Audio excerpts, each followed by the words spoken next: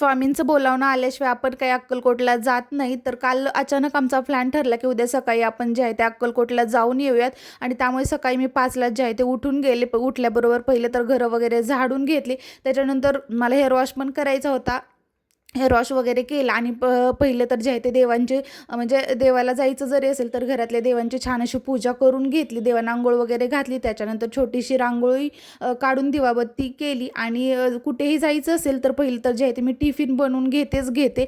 म्हणजे आत्ता तर पावसाळ्यात बाहेरचं खायला नकोच वाटतं. त्यामुळे मी जे इथं चपाती आणि भाजी बनवून घेतली आणि टिफिन बनवून झाल्यानंतर लगेच जे आहे ते किचन पूर्णपणे स्वच्छ करून घेतलं. नाहीतर 2 दिवस जे आहे ते घर बंद जरी राहिलं तर मग उगाच झुरळ वगैरे होऊन जातात. त्यामुळे पहिले तर टिफिन पॅक केला आणि लगेच पूर्ण किचन स्वच्छ करून घेतलं.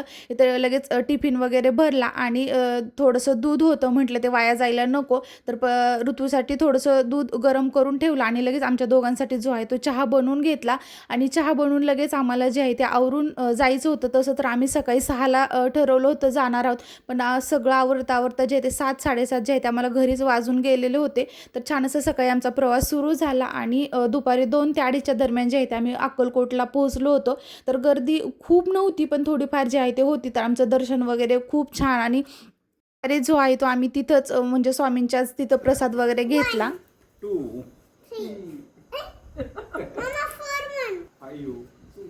तर आम्ही घरी जे आहे ते पोहोचलो म्हणजे माझ्या सासरी आणि तिथे गेल्यानंतर तुला आमची अजिबात गरज पडत